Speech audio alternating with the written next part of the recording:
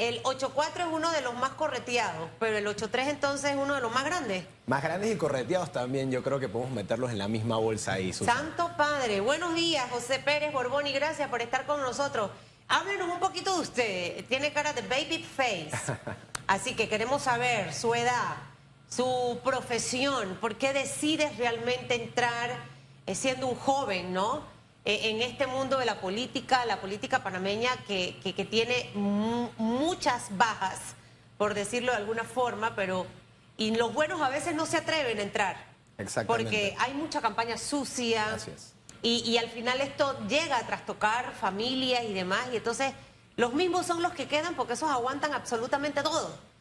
¿Por qué usted decide hacerlo? Y cuénteme un poquito quién es usted. Bueno, un placer saludar a todos los televidentes. Mi nombre es José Pérez Borboni, soy el candidato más joven en el circuito 8-3, 24 años, orgullosamente. Wow, 24. Formo parte del colectivo El Movimiento Otro Camino, el que me ha dado la oportunidad de llegar a este espacio para aspirar a una curul y representar a estos 9 corregimientos que abarca el circuito.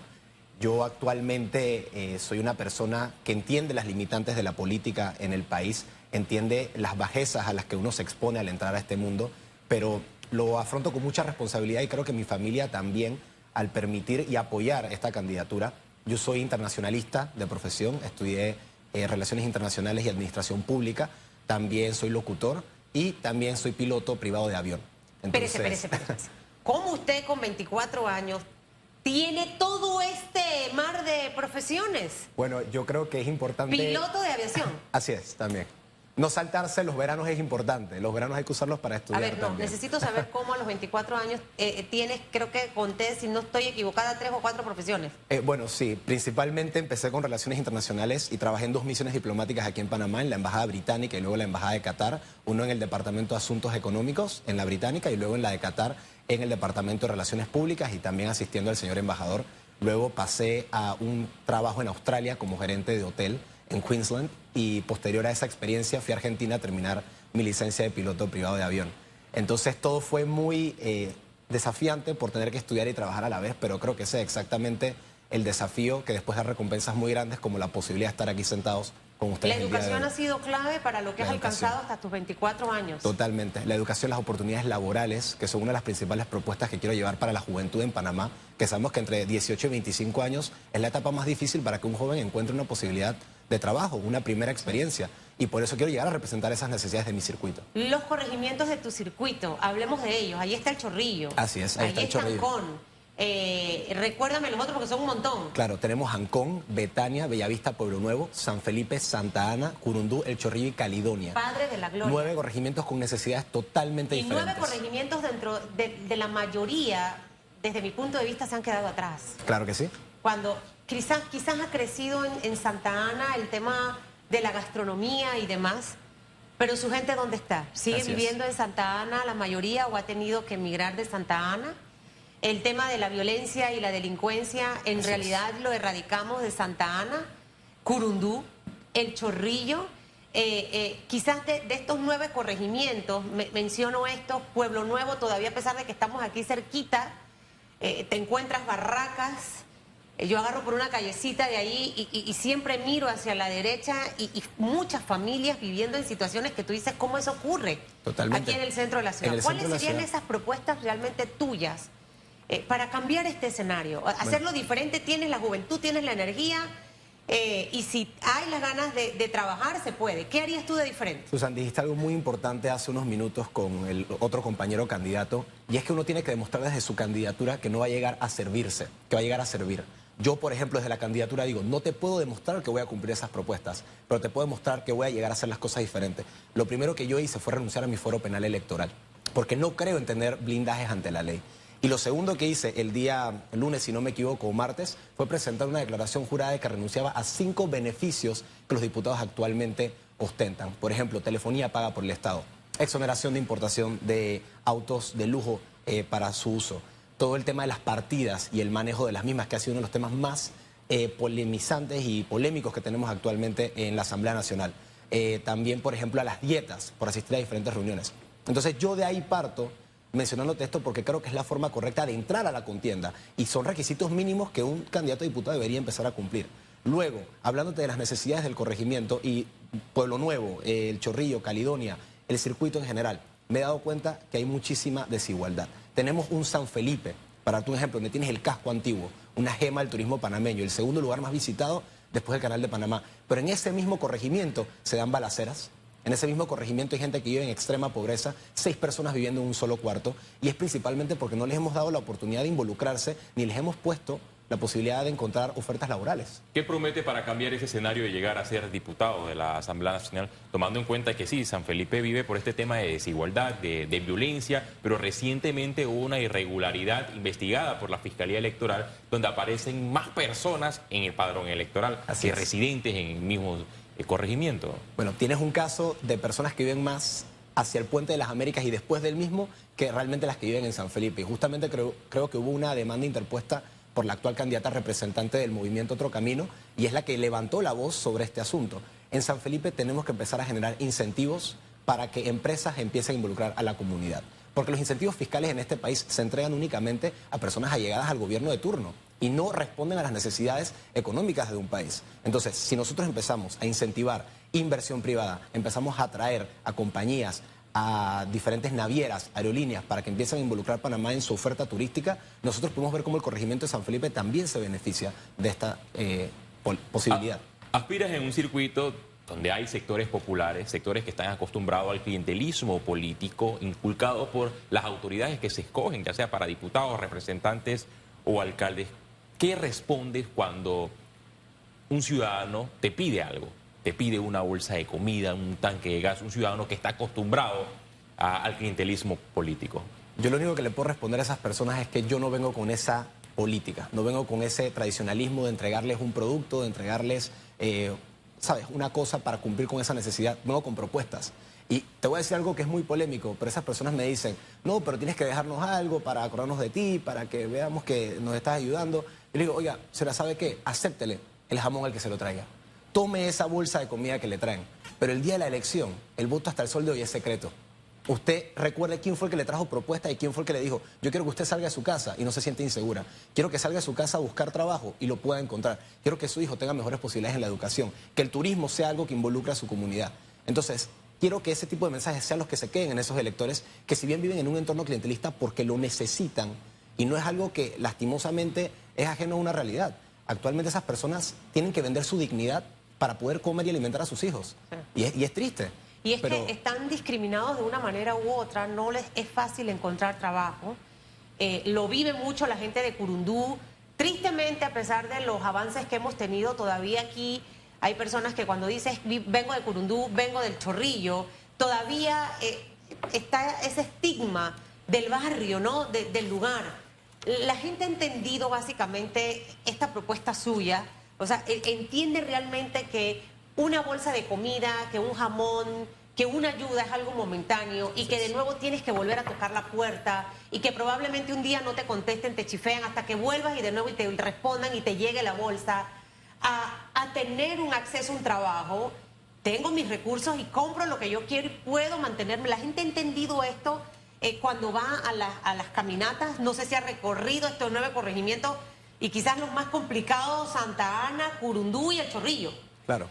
Susan, déjame dejar algo muy claro. El mejor subsidio que tú le puedes dar a este país es empleo.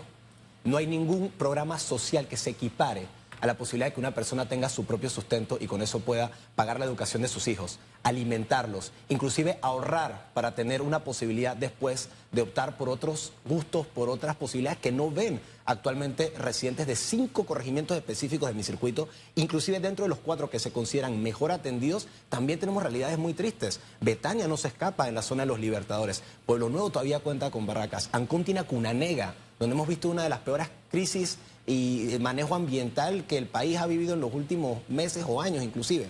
Entonces, no se escapa nadie del circuito en cuanto a las realidades tristes de este país. Y yo no puedo entender cómo un país que recibe 1.8 millones de visitantes en 3 trimestres no puede generar que esta ruta, que es el turismo, sea el mayor generador de empleo en Panamá después del sector logístico y dentro de su transporte. circuito hay varios corregimientos que son altamente turísticos. Es correcto. El Chorrillo mismo, antes con Calle 8 y el Pescado Frito, Ancón con la terminal de cruceros en Amador, San Felipe con el casco antiguo. Tenemos muchas opciones para que las personas de estas comunidades se puedan integrar y puedan trabajar dentro de su comunidad. No hay por qué desplazar personas de mi circuito a San Miguelito para encontrar una oportunidad laboral o de San Miguelito a mi circuito para encontrar oportunidades laborales. Hay una iniciativa en la Asamblea.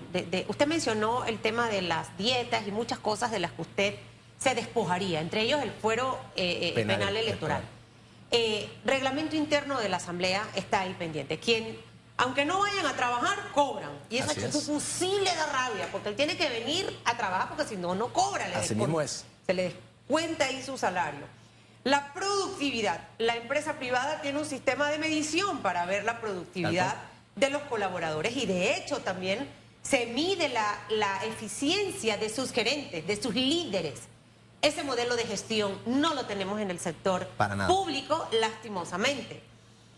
Dentro de las otras propuestas, para que me hable de esa específicamente, está el de una constituyente, reformas a la Constitución, hablan otros, y dentro de esas opciones reducir la cantidad de diputados.